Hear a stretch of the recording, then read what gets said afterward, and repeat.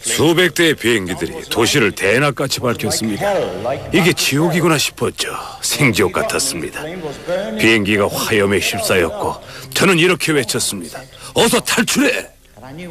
조종사가 제게 말했죠. 적기가 사라졌다고. 그러나 저는 오히려 조종사에게 빨리 그곳을 빠져나오라고 말했죠. 적기가 바로 뒤에 있었거든요. 갑자기 베를린 시가지가 루벡이나 로스톡처럼 화염에 휩싸였습니다. 정말 끔찍한 광경이었죠. 그야말로 아비규환이었습니다.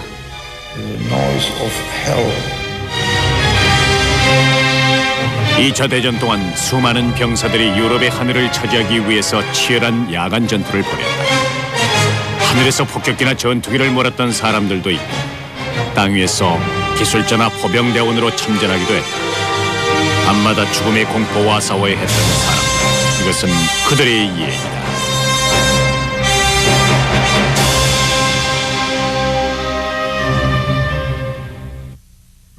당시로서는 야간 전투가 최선의 방법이라 생각했습니다. 주간에 벌어지는 전투와는 전혀 다른 모습이었죠. 조종사와 둘이서 하늘에 떠 있을 때에는 세상에 단 둘뿐인 느낌이 들죠. 다른 곳에서는 느껴보지 못할 경험일 겁니다. 그것은 정말 전혀 새로운 비행 경험이었습니다. 우리가 마치 어떤 개척자 같다는 생각도 들었어요.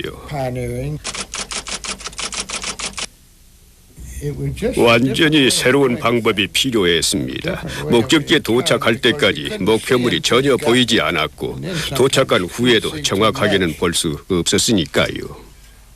헤르만 언스트와 법 어젤은 미 공군 야간 전투기 조종사로서 2차 대전 당시로서는 첨단 전투기라 할 수 있는 P-61 블랙 위도우를 몰았다.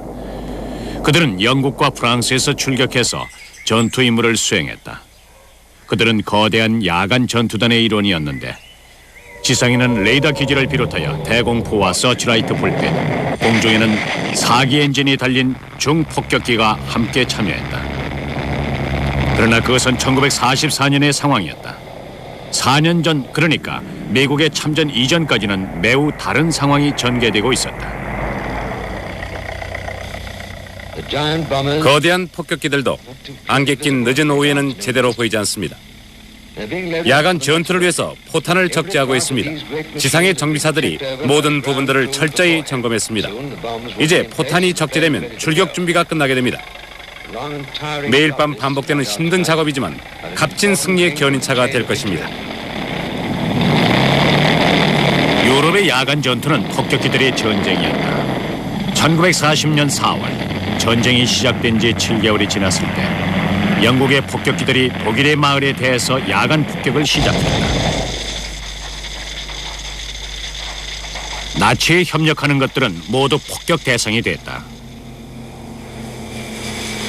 또 그들은 폭격 후 귀환하는 길에 독일의 공군기지를 공격하기도 했다. 점령국 덴마크에 주둔했던 한 젊은 독일 조종사는 이를 보고만 있을 수가 없었다. 전투기 조종사로서 폭격기를 피해 참호 속에 숨는다는 것은 정말 수치스러운 일이었습니다. 결코 전투기 조종사가 취할 행동이 아니었죠. 영국이 야간에 비행해서 폭탄을 투하할 수 있다면 우리라고 못하라는 법이 없다고 생각했어요. 발크는 프라이어라 불리는 레이더 조기 경보 체제에 대한 기초 지식을 습득하고 이를 토대로 영국의 야간 레이더를 무력화시킬 방법을 연구하기 시작했다. 저는 북해의 지도를 머릿속에 그리며 이런 계획을 세웠습니다.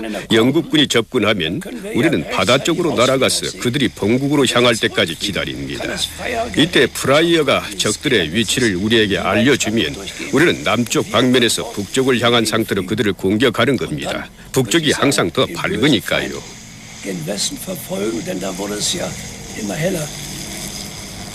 우리가 한두 번 훈련했을 때쯤 영국의 폭격기가 공격해 왔습니다. 훈련이 충분하진 못한 상황이었지만은 그들이 대담하게도 우리 영공을 아주 낮게 비행하면서 공격해 왔기 때문에 저는 격양된 어조로 공격 명령을 내렸습니다.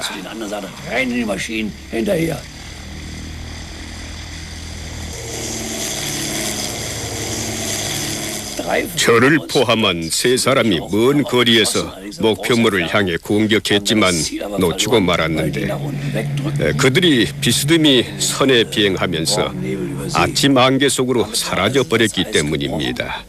그때 깨달은 것이 제대로 된 야간 전투를 위해서는 특수 장비와 조직 그리고 조종사 훈련의 삼박자가 제대로 갖추어져야 한다는 것이었습니다. 팔크는 야간 전투에서는 특히 레이더 장비의 구비와 지상에 있는 대공 전투 부대와의 긴밀한 협조가 중요하다고 생각했다. 그 후 얼마 되지 않아 그는 독일 공군 최고 사령관 괴링 장군을 만나게 된다.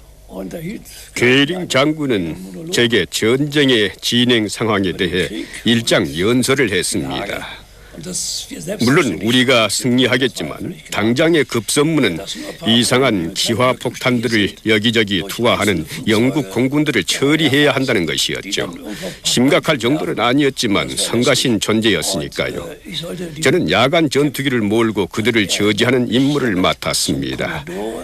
괴링 장군은 저를 최초의 야간 전투 항공대 대장으로 임명했죠.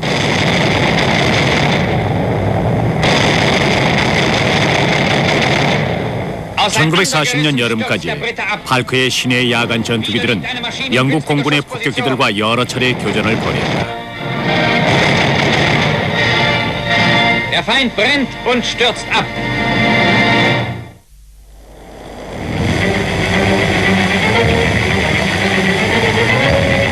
그러나 전투는 곧 새로운 국면에 접어들었다. 야간 전투의 첫 번째 전환점은 대낮에 찾아왔다. 1940년 8월 독일 공군이 영국 본토에 폭격을 가한 것이다.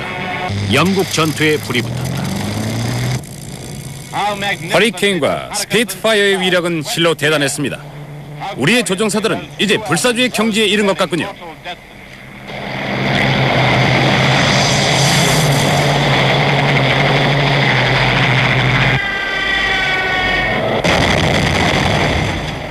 초반에 독일은 주간 공습 위주로 공격했다. 그러나 영국 전투기 허리케인과 스피드파이어의 공격으로 큰 손실을 입자 재빨리 밤의 어둠 속으로 숨어들었다. 그 후 런던을 비롯한 영국의 주요 도시들은 밤마다 대공습의 악몽에 시달렸다. 밤이 지루하게 계속되지만 언젠가는 새벽에 찾아올 것입니다. 독일의 폭격기들은 밤에 장교물 갔습니다. 동이 트기도 전에 사방으로 흩어져서 그들의 기지로 황급히 돌아가 버립니다. 주간 공습 훈련만 받았던 독일의 폭격기 승무원들에게 야간 공습으로의 전환은 매우 충격적인 변화였다.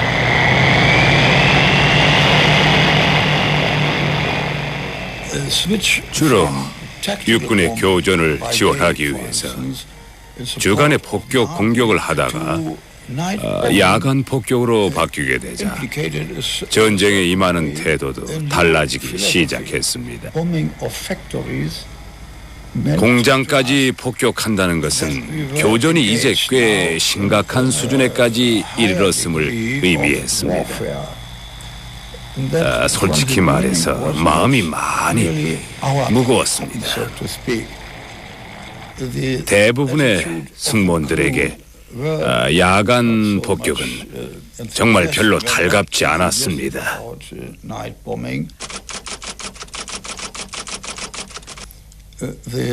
우리 같은 폭격기 조종사들이 가장 만족스러울 때는 목표물에 제대로 명중시킨 것을 확인하는 순간일 것입니다.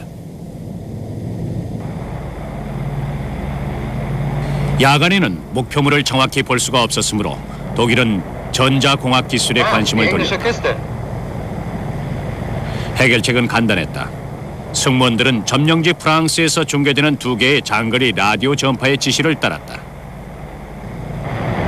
Achtung, Anflug! Achtung, Anflug!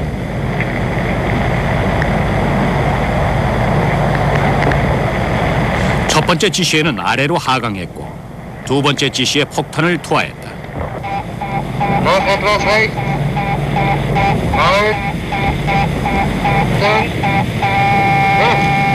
Bombe fällt! Volltreffer! Prima! 이 방법은 간단하면서도 아주 효과적이었는데 연합국의 폭격기들에게는 3년 동안 이런 장치가 없었다. 1941년 3월 런던 대공습 작전이 끝나갈 무렵 독일은 영국 전역에 걸쳐 20여 개의 도시와 마을들을 파괴시켰다. 주민들의 생활 터전은 완전히 파괴됐고 민간인 사상자 수만도 4만 명에 달했다.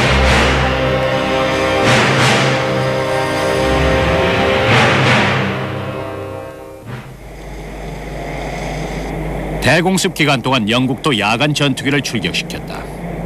팔커 사령관 휘하 독일군의 경우처럼 영국 공군의 승무원들도 처음부터 발빠르게 배웠어야 했다. 새로운 형태의 공중전이나 새로운 공군 전사들은 대부분 우연한 사건으로 탄생하게 된다.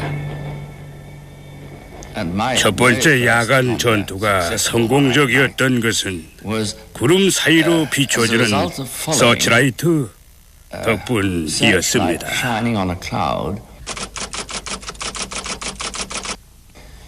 저는 상대방이 알아차리지 못하게 아래쪽에서 접근했습니다. 먼저 배기관에서 내뿜는 화염이 보였죠. 목표점을 정확하게 파악하려면 아래쪽으로 접근해야 합니다. 캄캄한 어둠 속에서 정체 파악이 가능한 곳은 바로 아래쪽뿐이니까요. 확인 결과 아군기가 아니었습니다. 융커스 88 같았어요. 서서히 적기의 높이까지 고도를 올려서 뒤로 바짝 따라붙은 다음 발사했습니다. 공격을 받은 적기는 곧장 아래로 떨어져서 사라져 버렸어요. 아주 저 멀리로 사라져 버렸죠. 야간의 전투 비행은 여러 가지 독특한 문제점들을 드러냈다. 주간 비행을 위한 훈련만 받았던 조종사들은 어둠 속에서 상상치도 못했던 어려움들을 겪었다. 그러나 영국의 비행 중대들은 곧 야간 전투에 보다 적합한 비행기들을 갖추게 된다. 1941년 초 브리스톨 보우 전투기가 첫 선을 보였기 때문이다. 다소 투박했으나 튼튼했고 중무장을 갖추었다. 브리스톨은 수세에 몰린 영국에게 큰 힘이 돼주었다. 그러나 어떤 형태의 비행기가 투입되더라도 조종사가 어둠 속에서 아무것도 볼 수 없다면 야간 전투는 시작도 할 수 없을 것이다.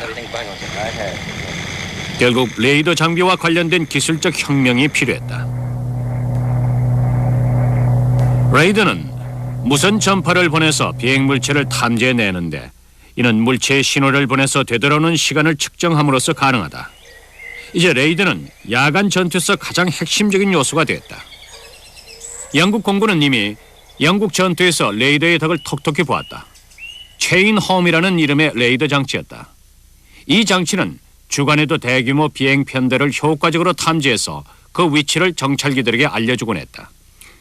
야간에는 폭격기들이 대규모로 공습하지 않고 한두 대씩 나타난다. 그래서 레이더의 활용 방법도 완전히 달라져야 했다. 야간 공격과 주간 공격은 완전히 다른 문제였어요.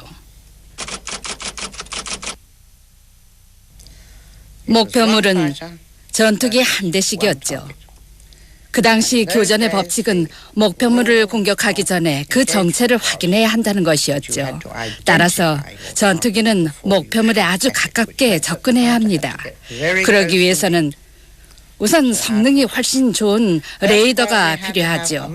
목표물 각각에 초점을 맞출 수 있어야 하니까요.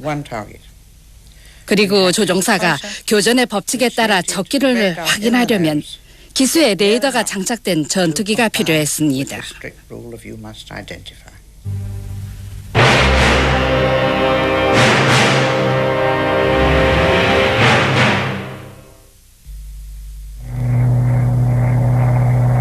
이것이 초기의 야간 전투기 레이더 화면이다. 당시로서는 환상적인 기술이었다. 야간 전투기의 레이더 기사가 화면의 신호를 해독해서 조종사에게 정확한 목표 지점을 가르쳐주게 된다.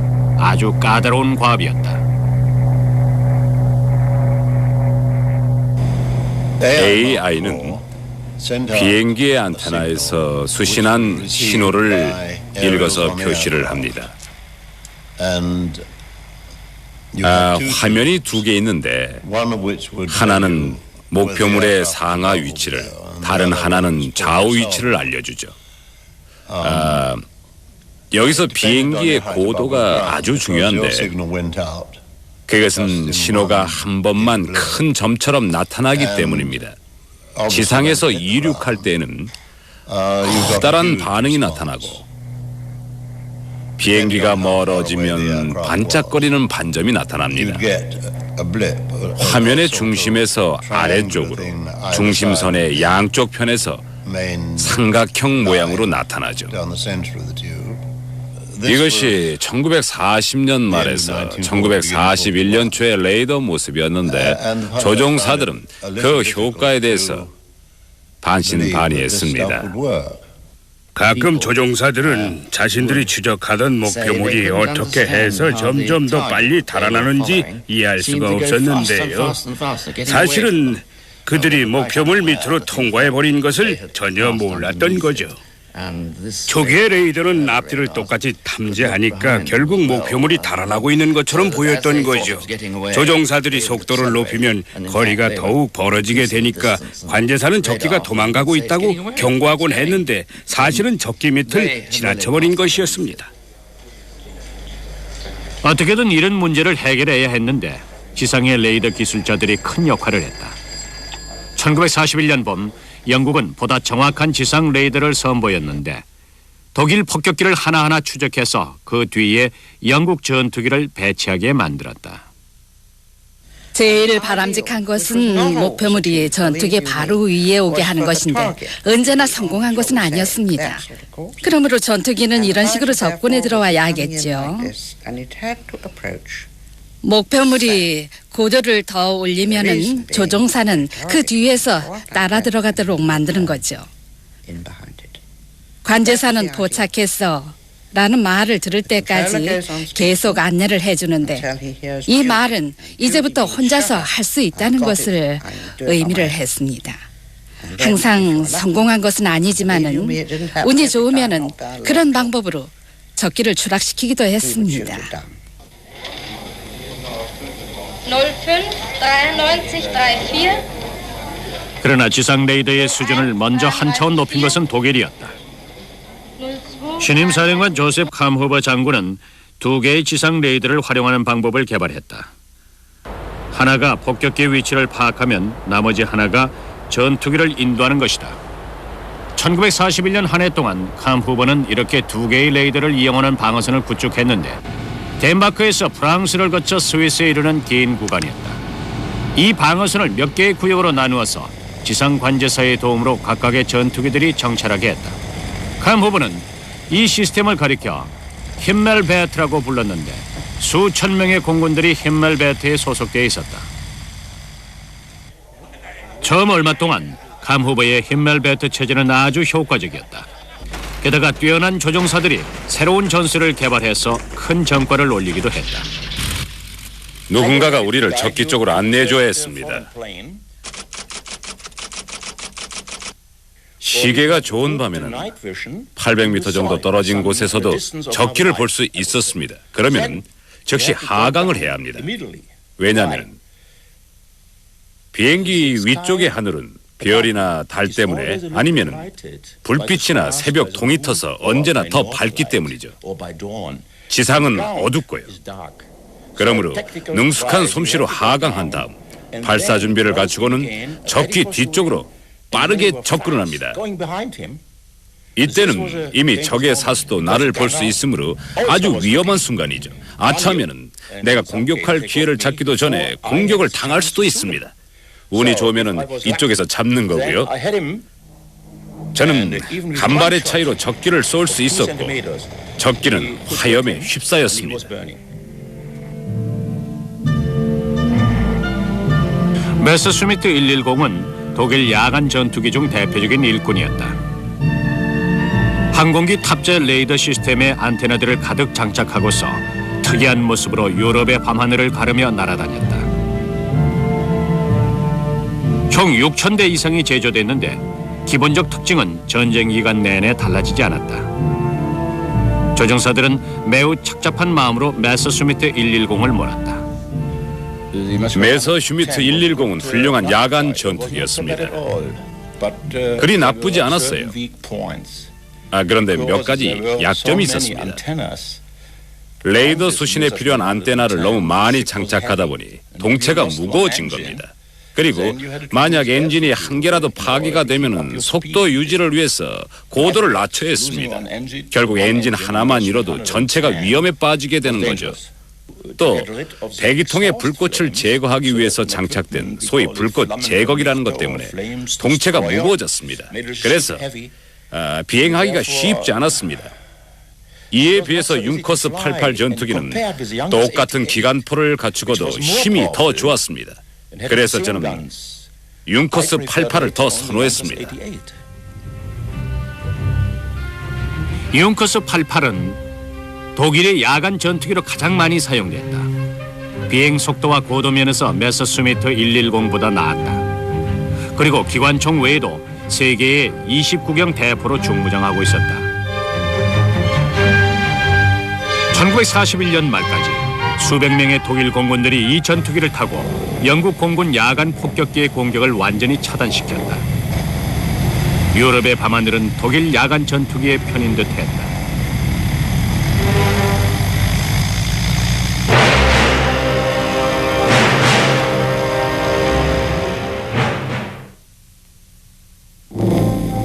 좋았어. 출발하자고.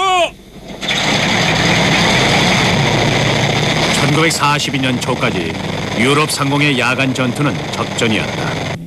장비가 부실한 영국 공군 폭격기 대대는 레이더로 움직이는 독일 전투기에 고전하고 있었다.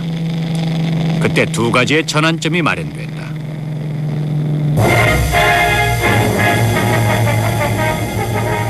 나르는 요새라 불리는 미국의 비행대대가 적군의 점령지를 공습하기 위해 영국 내 기지에서 명령을 기다리고 있습니다.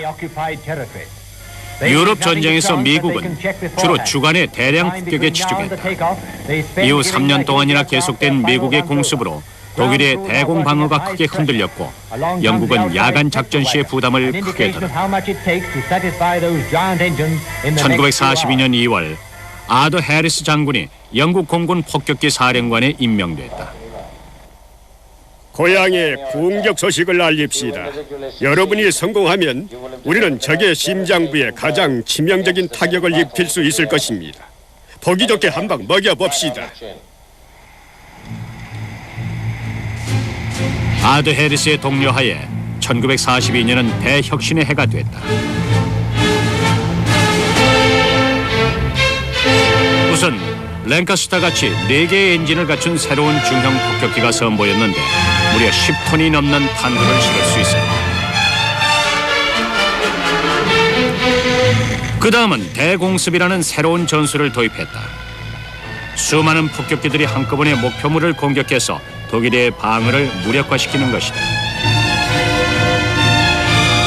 그리고 마지막으로 야간 비행단이 목표물에 정확히 접근할 수 있도록 전자항법 기술의 도움을 받는 것이었다. 수천 대의 폭격기 공습 시대가 열렸다.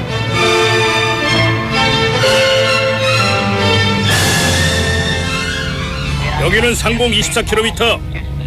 알았다. 다시 폭격기 나와라. 알았다. 폭격기다. 여기는 폭격기.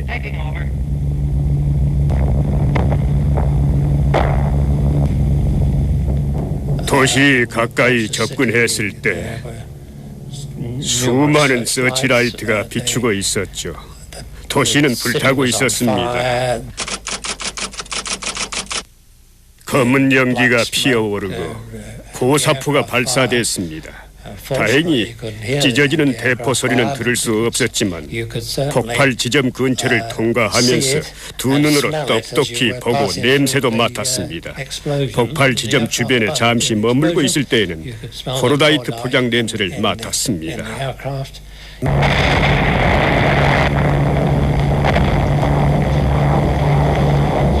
모두들 이상 없나? 손상 없습니다, 팀장님. 전 무사합니다, 팀장님. 무전기는 완전히 부서진 것 같습니다. 그만하길 다행이다. 폭탄 준비. 준비됐습니다.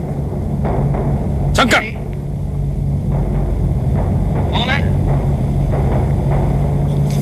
도시를 내려다보니 거대한 붉은 화염이 아름다운 빛을 발하고 있었습니다. 마치 거대한 솥 안에서 어떤 국물이 부글부글 끓어오르는 것 같기도 했고요. 여기저기서 터지는 폭탄이 부글거리는 거품처럼 보였습니다.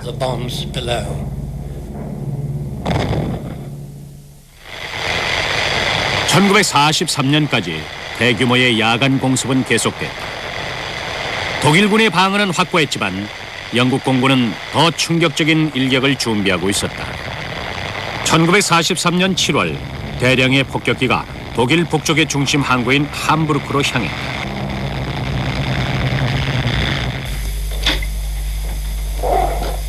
Erste Welle starten. 독일의 전투기들은 각자 그들의 힌멜베트 방어구역으로 흩어져서 지상 레이더의 명령에 귀를 기울였다. 저는 세 번째 공습기로서 발트의 루겐섬 상공을 날고 있었습니다. 힌멜벨트 시스템의 명령을 기다리고 있었습니다. 그때 함부르크에 대한 대대적인 공격이 시작이 됐어요. 도시가 쑥대밭이 돼버렸습니다. 주위가 대낮같고 저는 여전히 루겐섬 위에 있었습니다. 상위 엔진이 달린 폭격기들이 벌떼처럼 몰려가고 있었죠. 저는 지상 관제사에게 그곳으로 가도 되냐고 물었죠.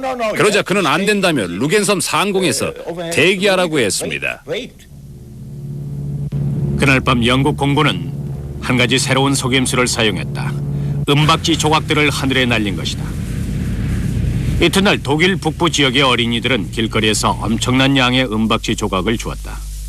그 은박지들이 날리면서 독일의 레이더 스크린의 수많은 점들을 찍었고 방어 체계는 무너져 버렸다. 수만 명이 사망했다.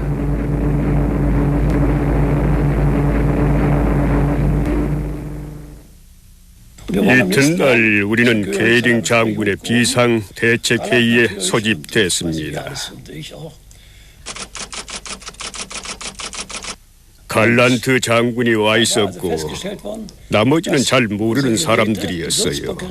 분명한 것은 영국군의 은박지 조각으로 우리의 레이더가 장님이 되어버려 적기의 위치 파악이 불가능했다는 사실이었죠. 이제 우리 야간 전투기들은 각자의 구역으로 돌아가서 더듬거리며 적기를 찾아야 했습니다. 예상대로 그 방법도 신통치 않았고 함부르크의 피해는 엄청났습니다. 대폭발로 인해 인명 손실도 엄청났죠. 폭격과 불길이 거리의 사람들을 모두 휩쓸어 가버린 것 같았습니다. Entgegen den Erwartungen und Hoffnungen unserer Feinde hat sich der Nachwuchs unserer Tag- und Nachtjäger hervorragend bewährt. 함부르크 피격 이후 몇 달 동안 독일은 새로운 전략에 마련에 부심했다. 이 무렵 전 폭격기 조종사 한 사람이 기발한 아이디어를 제시했는데 레이더에 잡히지 않는 단발 엔진 전투기로 영국의 폭격기를 공격하자는 것입니다. 이것이 와일드 보어 작전이라는 것이다. 초반에 작전을 시행한 조종사들은 그런대로 성공적이었다. 첫 번째 서치라이트가 올라왔고 곧이어 폭격기 한 대가 그 불빛 속에 갇힌 것을 보았습니다. 혼란의 도가니였습니다. 모든 포대에서 대공 사격을 하고 있었죠. 베를린 시내에 수천 개의 대포가 있었는데 포병대 사령관은 계속해서 고사포를 쏘라고 명령을 했어요. 그러니 여기저기로 어지럽게 비춰대는 서치라이트에다 폭격기와 전투기들까지 뒤섞여서 아수라장 같았습니다. 우리는 새로 도입한 이 방어 체제에 와일드 보호 작전이라는 이름을 붙였죠. 독일의 여러 도시들을 폭격한 대가로 영국의 폭격기들은 사나운 멧돼지들의 추적에 시달리는 입장이 됐다. 처음에는 메셔슈미츠 110의 공격을 받았는데 왼쪽 날개가 손상됐고 그쪽 편의 착륙 장치가 내려앉았습니다. 그 다음에 포커 190 전투기의 결정타를 맞아버렸습니다. 우리는 탈출 명령을 받았습니다. 저는 자리에서 일어나 제 낙하산을 찾았습니다. 문을 열고서 낙하산을 메고 뛰어내렸죠. 그런데 뛰어내릴 때 엔진이 회전하면서 날개가 제 머리 쪽으로 다가왔고 저는 불붙은 기름 세례를 받았습니다. 분화에 불이 붙었고 머리카락도 다 타버렸죠. 가슴과 등에도 화상을 입었고요. 화상으로 눈도 뜨지 못한 채로 간신히 땅에 내렸습니다. 포탈의 파편이 날라왔고 추적기가 45도 방향에 있었습니다. 우리 몸에 불이 붙었고 조종석도 화염에 휩싸였습니다. 탈출하기 위해서는 화염 사이를 통과해야 했지요. 낙하산 꾸러미가 불에 그을렸지만 천만다행히도 잘 펴졌어요. 생각해 보면은 900m 정도의 상공이었던 것 같아요. 그리고 질퍽한 습지 같은 곳에 착륙했죠. 전투는 갈수록 치열해져서 독일군들도 많은 피해를 입었다. 그때 소형 스털렁기의 공격을 받았습니다. 1943년 8월 23일 베를린 상공에서 저는 총상을 입었고 제 비행기는 화염에 휩싸였습니다. 근처에 수백 대의 비행기들이 보였습니다. 도시는 대낮같이 밝았죠. 지옥이 이런 거구나 싶었습니다. 비행기에 불이 붙자 저는 승무원들에게 탈출을 지시를 했습니다. 나중에 듣기로는 통신사 한 명이 빠져나오질 못했다고 하더군요. 한 사람이 뛰어내리고 저는 총에 맞아서 왼쪽 다리에 총상을 입었습니다. 그제서야 뛰어내렸는데 그만 승강태에 부딪히고 말았죠. 비행기는 나선형을 그리며 무서운 속도로 떨어지고 있었습니다. 끔찍한 상황이었죠. 그런 상황에서 나이 어린 군인이 뭘 할 수 있겠습니까? 어머니 도와주세요, 어머니 하고 울고 말았죠. 우여곡절 끝에 저는 탈출을 했고 무의식 상태로 착륙을 했습니다. 깨어나 보니까 부상을 입고 병원에 누워있더군요. 지금 생각해도 정말 끔찍한 순간이었습니다. 멧돼지 작전은 독일 야간 전투원들의 용맹성을 잘 보여주었다. 그러나 용기 하나만으로 밀려드는 연합군의 공습을 막아낼 수는 없었다. Diesem harten Einsatz, Hals- und Beinbruch.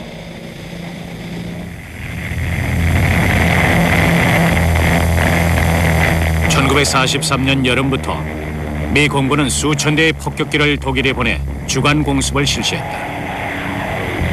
중무장한 B-17 폭격기는 나르는 요새라는 별명까지 얻었다. 2차 대전이 끝날 때까지 총 50만 톤이 넘는 폭탄이 독일 땅에 투하됐다. 폭탄이 줄줄이 투하되고 있습니다. 항공기에 장착된 자동 카메라에 목표물에 명중하던 장면이 잡혔습니다. 그런데 젊은 미군 병사들 중 전혀 다른 임무를 맡은 사람들이 있었다. 그들의 임무는 극비 상황이었고 전투 못지않게 위험한 것이었다.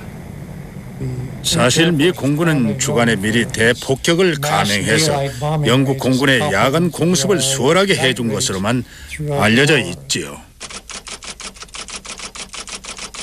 오늘날까지도 많은 사람들에게 제대로 알려지지 않은 사실이 있습니다. 미 공군 제8군 소속의 몇몇 비행대대가 야간 비행을 했습니다. 비밀리에 임무를 부여받고 단독 비행을 했는데 그 임무란 바로 선전용 전단을 살포하는 일이었죠. 비행기는 선전 전단을 넣은 특수한 폭탄을 싣고 있었다. 독일 점령국의 민간인들이나 독일군 병사들이 그 대상이었다. 고도의 심리 전술인 셈이었다.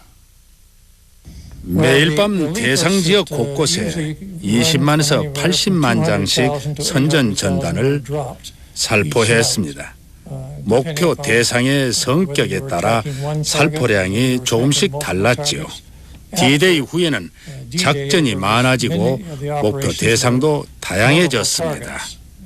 가능한 한 많은 사람들에게 그들의 앞날이 어떻게 될 것인지 알려야 했으니까요.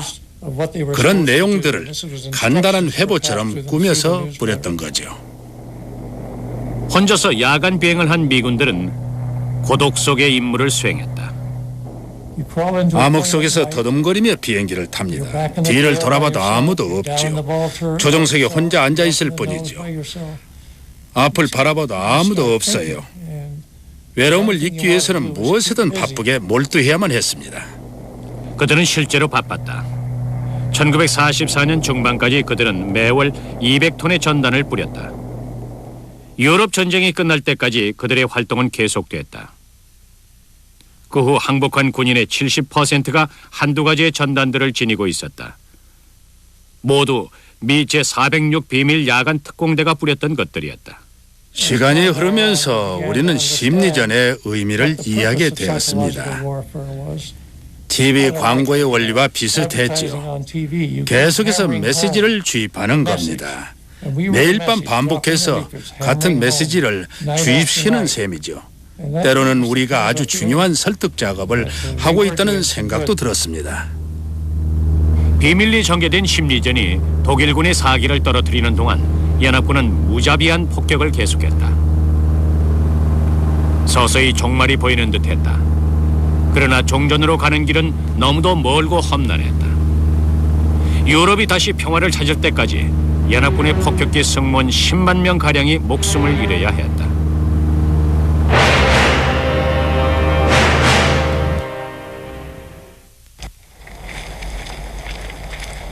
(1944년에) 들어서자 야간 전투의 승패는 더욱더 분명해지는 듯했다.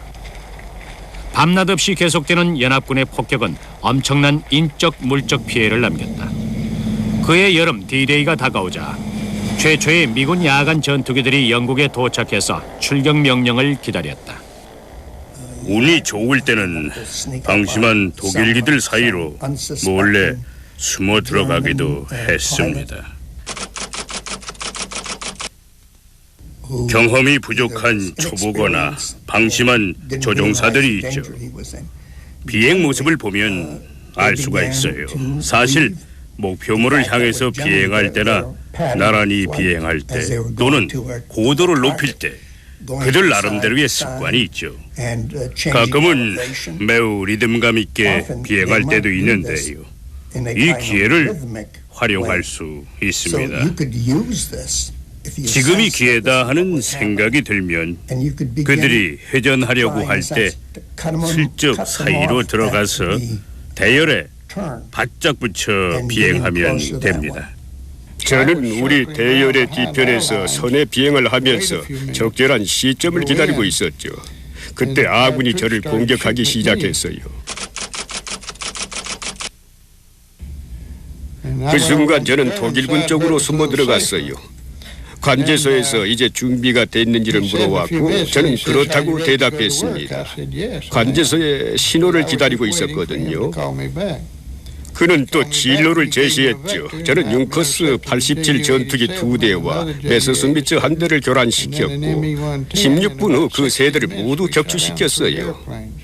지상의 관제탑과 조종사들 간의 긴밀한 협조로 이루어낸 성공이었죠. 한편 미국의 주간 폭격은 더욱더 강도를 높여갔다. 그리고 P-51 무스탕과 P-47 썬더볼트 같은 장거리 호위 전투기들까지 가세해서 위력을 떨쳤다. 썬더볼트 전투기는 어떤 독일 전투기에도 뒤지지 않는 속도와 무장을 자랑합니다. 거의 성축권 가까이서 정확한 시간과 위치에서 폭격기와 협조하여 작전을 수행합니다. 맹렬한 지상 폭격과 달리는 기차 급습 등으로 적의 전투기들을 혼란에 빠뜨립니다. 벼랑 끝에 몰린 독일은 미군을 막기 위해서 야간 전투기를 주간 전투에 배치시켰다. 너무나 어리석은 결정이었다. 우리의 뜻과 상관없이 최고 사령부에서 우리를 주간 전투로 배치시켰습니다. 말도 안 되는 결정이었죠. 야간 전투원들은 주간 전투원들과는 전혀 다른 훈련을 받으니까요. 야간에는 목표물 밑으로 접근해서 정체를 확인하고 공격합니다. 주간의 편대 비행이나 공중정과는 거리가 멀었죠. 그러니 미 전투기들의 소나기에서 큰 손실을 입을 수밖에 없었죠. 한 미군 호위 조종사는 그들과의 만남을 생생히 기억하고 있다. 그들의 편대에서 독특했던 점은 모든 쌍발 비행기들이 밝은 색이었어요. 흰색은 아니었지만 어쨌든 밝은 색이었습니다. 저는 깜짝 놀라서 혼자 중얼거렸습니다. 저건 틀림없는 야간 전투기야. 여러 가지 장비들을 가득 달고 여분의 장갑판과 완충 장치까지 실은 모습이더군요. 분명히 야간 전투기였는데 어느 날 갑자기 명령을 받은 겁니다. 자, 오늘은 주간 전투냐라고 말입니다. 완전히 무방비 상태나 다름없었죠. 게다가 이렇게 기세 등등한 B-51 조종사들과 정면으로 맞닥뜨렸으니 우리 쪽 조종사들은 마치 사냥을 나온 것처럼 몇 대씩 잡아내고는 가벼운 마음으로 즐겁게 서로 얘기를 나눴죠. 1944년 말까지 독일 공군은 처참하게 무너져갔다. 전투기 생산은 계속됐지만 질이 떨어져서 한 번에 제대로 작동되지 않는 것도 많았다. 게다가 뛰어난 야간 전투 조종사들을 많이 잃었다. 무려 110대의 폭격기를 격추시켰던 헬무트 렌트 장군은 엔진 고장으로 사망했다.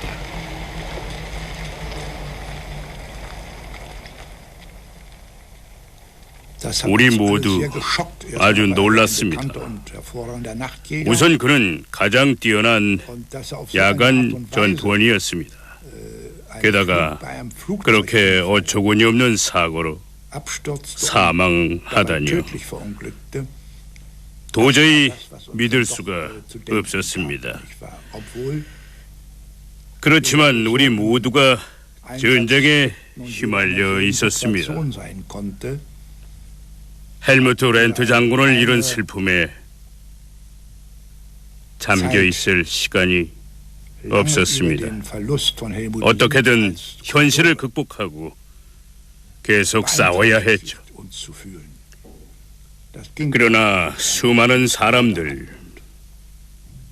특히 뛰어난 야간 전투 조종사들을 잃은 것은 정말 안타까운 일이었습니다. 하노버 일대에 엄청난 폭격이 있었습니다. 1945년 초까지 연합국의 폭격기들은 쓰러져가는 독일의 심장부를 마음대로 공격했다. 베를린시의 사망자 명단입니다. 1945년 초에 몇 달 동안 독일의 도시들은 무참하게 파괴됐지만 우리는 포기하지 않았습니다. 그 무렵에 조종사와 관제사 그리고 사격수들 사이에 항복하자는 분위기가 있었다는 소문은 사실이 아니었습니다. 절대로 있을 수 없는 일입니다.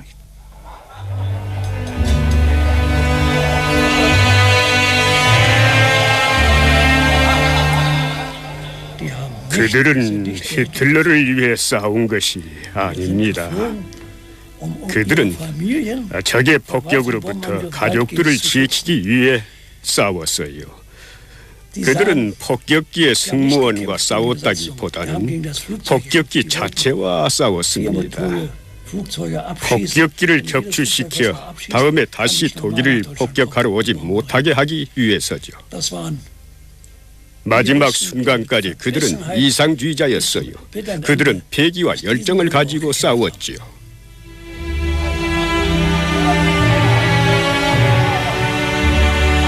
그러나 그 열정의 대가는 너무도 참혹했다. 실제로 있었던 일인데요. 전쟁이 끝난 지 25년이 지난 어느 날 마틴 미들브룩이라는 영국의 역사학자가 저를 만나러 집으로 왔더군요. 그 당시 저는 결혼을 해서 아들 넷을 두었습니다. 그는 저에게 페네민대의 공격에 대해서 물었어요. 독일이 로켓을 만들었던 곳이기도 한데 1943년 8월 18일 제가 거기에서 처음으로 랭카스터를 격추시켰습니다. 그는 희생자의 명단을 보여주었어요. 조종사 23명, 항법사 19명, 그리고 사수 18명이었습니다.